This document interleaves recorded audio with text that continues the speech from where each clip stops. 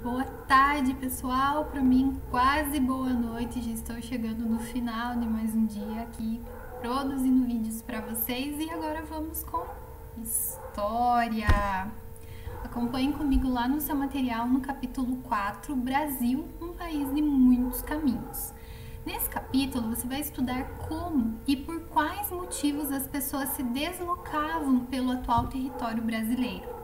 Nesse estudo, poderá identificar as transformações na natureza, nos modos de vida, no comércio e na circulação de produtos. Por fim, você vai descobrir como esses deslocamentos contribuíram para a formação do Brasil e a riqueza que ele contém hoje.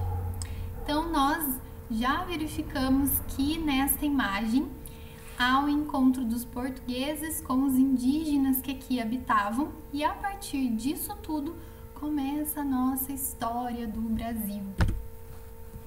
Então, lá na página 20 do material de vocês, tem esta imagem da reprodução de obra O Violeiro, do artista Almeida Júnior.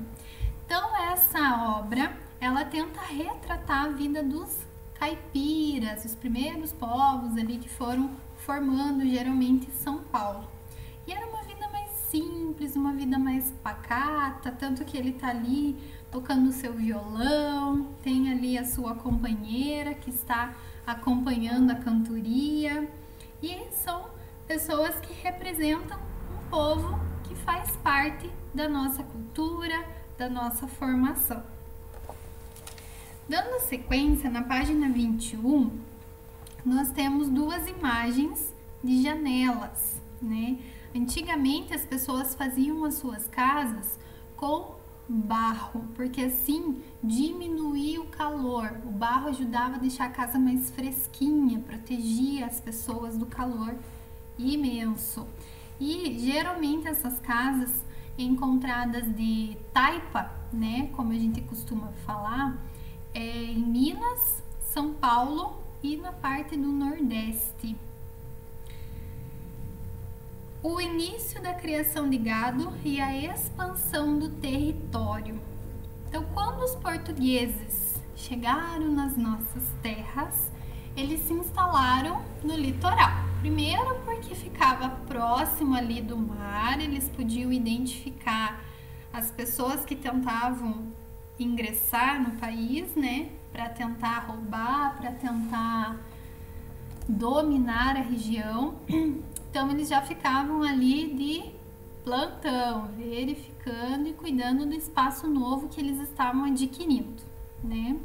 E a principal atividade deles até então era a extração do pau-brasil, visto que eles ainda estavam conhecendo essas terras.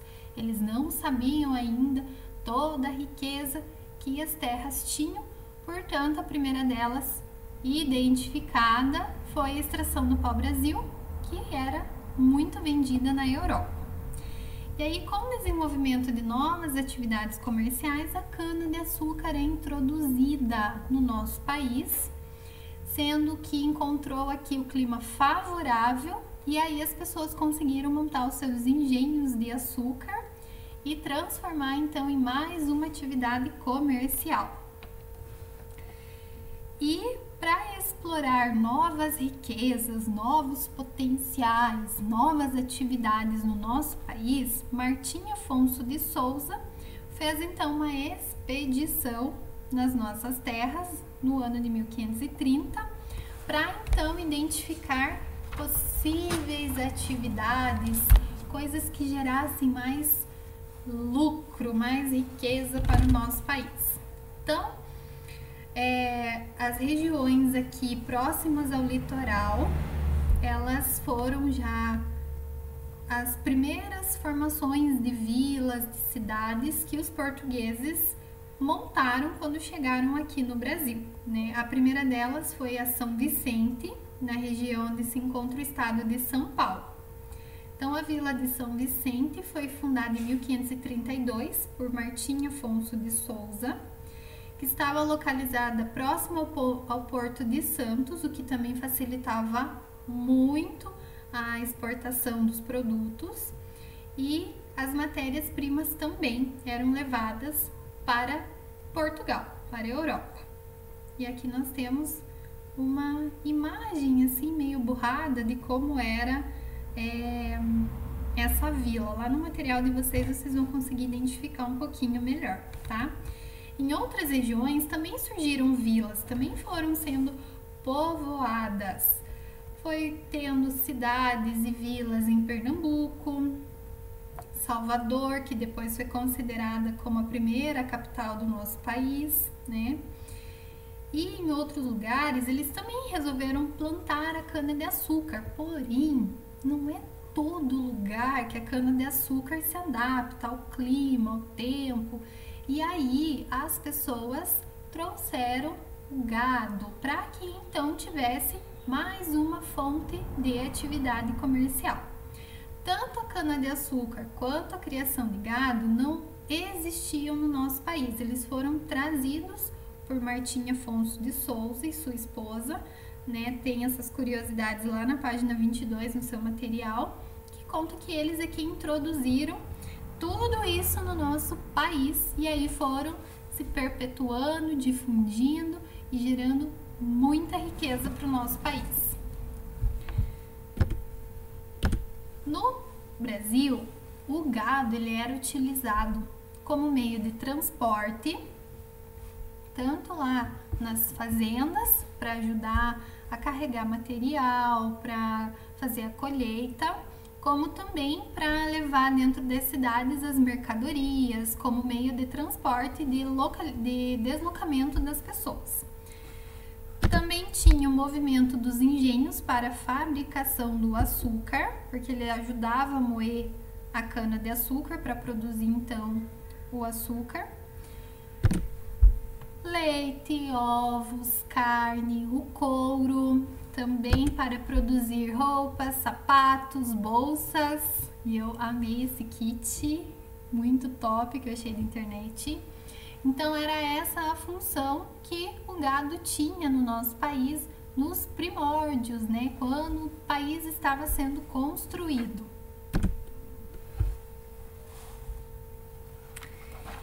E daqui da criação do gado, nós vamos para o Rio São Francisco, que também era uma forma de contribuição para a criação, né? Eles utilizavam então as margens do rio para deslocarem e expandirem a criação de gado em outras regiões. Então, eles também faziam isso com a cana-de-açúcar, porém, o gado ele consegue se manter em outros lugares. A cana-de-açúcar é uma plantinha que depende de um clima mais favorável, mais específico, então não foi em qualquer lugar que ela se adaptou e pôde ser produzida, tá? Então, lá na apostila de vocês têm essa imagem aqui, que mostra o Rio São Francisco. Temos lá ao fundo propriedades de senhores de engenho, criadores de gado, e aqui escravos que estão carregando, né, produtos para colheita ou de repente estão levando alguma mercadoria, enfim. E juntamente tem um feitor, que era o capataz, era aquela pessoa que ficava investigando o que os escravos estavam fazendo, os malfeitores, né? Eles eram muito ruins, eles aplicavam castigos muito severos, então os escravos tinham muito medo desses feitores, né? Eles acabavam então levando esse gado para outras regiões, não só no Nordeste, mas trouxeram muitos gados aqui para nossa região sul, tá? Então as fazendas se expandiram muito, elas cresceram, elas acabaram fomentando esse comércio então novo, diferenciado e que deu muito certo. Então as famílias elas se instalavam em vários lugares para eles montarem novas vilas, conhecerem novos lugares, e com isso eles acabaram também iniciando a produção do leite, da carne, do queijo, do couro, que eles podiam confeccionar suas roupas, sapatos, chapéus, né? Principalmente os vaqueiros. Eles eram as pessoas assim super entendidas na confecção de chapéus, roupas, bolsas, porque eles já tinham um certo domínio, uma propriedade em trabalhar como couro, né? E aqui nós vemos na apostila vaqueiros nordestinos montados em cavalos, vestindo gibão e chapéu de couro. Então é a roupa que eles mesmos fabricavam. A carne de sol, ela ficou conhecida assim porque antigamente não tinha geladeira, né? Então a forma que eles faziam para a carne durar mais tempo era super salgar. Colocar muito sal, porque assim o sal ia conservar a carne por mais tempo, né? E aí eles deixavam no sol secando e depois eles iam comendo. É muito gostosa, gente. Meu pai costumava fazer muito quando eu era mais nova. E além de carne de sol, ela também é conhecida como charque. Ai, é muito gostoso. E aí, vocês vão parar um pouquinho o vídeo, vão colocar a prática de vocês da interpretação de textos em prática aqui e depois nós vamos fazer a nossa correção, ok?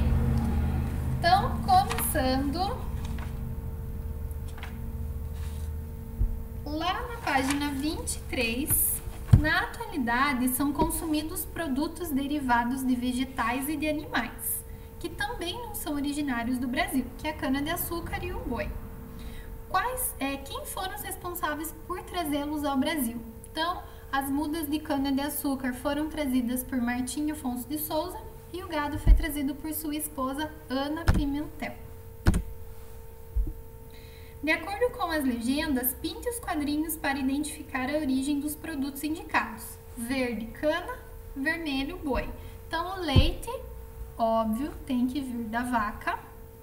Como diz Mário Sérgio Cortella, a vaca não dá leite. Nós precisamos tirar o leite dela, porque ela não vai lá se ordenhar sozinha e aí entregar para nós com as suas patinhas o leite que ela mesma retirou, né? Então, o leite é produção bovina, né? O açúcar é originário da cana. O couro é a pele que é retirada do animal. O queijo é produzido como leite. Rapadura é um produto criado com a cana-de-açúcar. E a carne é aquilo que nós retiramos do boi pra gente fazer um churrasco, fazer aquela carninha assada no forno com batatinha recheada, uma delícia, né? Que produtos provenientes da cana-de-açúcar e do gado de corte você consome lá na sua casa? O que é originário da cana-de-açúcar que vocês usam? O que é originário do gado que vocês têm na casa de vocês para consumo ou para vestimenta, enfim. Então, é uma questão pessoal. E avançamos, então, para a página 26. Leia estes versos da literatura de cordel. O coronel perguntou-lhe, de que parte é o cavalheiro? Do sertão do Mato Grosso? Respondeu tal vaqueiro. A que negócio é que vem? Perguntou-lhe o fazendeiro. Venho a Nossa Senhoria, a mandado do patrão, ver um boi misterioso que existe nesse sertão. Qual é o cenário dessa história? Onde que essa história acontece? Em que lugar? Em que ambiente? No sertão, sertão brasileiro. O que o vaqueiro procura? Ele procura um boi misterioso. Como seria o boi misterioso procurado pelo vaqueiro? Então, em casa, vocês vão criar essa mistificação, vão criar a ideia do que esse boi tem de misterioso, o que ele foi procurar nesse boi que em outros bois ele não vai encontrar. Então, é uma questão pessoal. Você sabe que a literatura de cordel? Então, literatura de cordel é uma forma lá no Nordeste que eles utilizam como uma forma de poesia. E aí eles escrevem e deixam penduradinhos num varal. Vamos relembrar o que foi estudado sobre a expansão do território brasileiro? O mapa abaixo representa locais onde havia cultivo da cana-de-açúcar e a criação de gado. Em qual região do território se desenvolveu o cultivo da cana-de-açúcar? Então, o cultivo da cana-de-açúcar é lá onde nós temos a parte verdinha na legenda e a parte em amarelo, a pecuária. E aqui essa parte mais rosinha, área do pau-brasil, tá? Então, o cultivo da cana-de-açúcar se desenvolveu próximo ao litoral, na região nordeste, já que os portugueses começaram a se assentar nessa região. Cite 2 motivos que fizeram os criadores de gado se deslocarem para o interior. Então, os criadores de gado, eles se deslocaram pelo território porque, além de ter aumentado o número de animais, porque eles foram procriando, houve uma expansão das plantações de cana-de-açúcar, porque eles foram testando novos lugares para, então, aumentar a produção, do que trouxe muita riqueza para o país.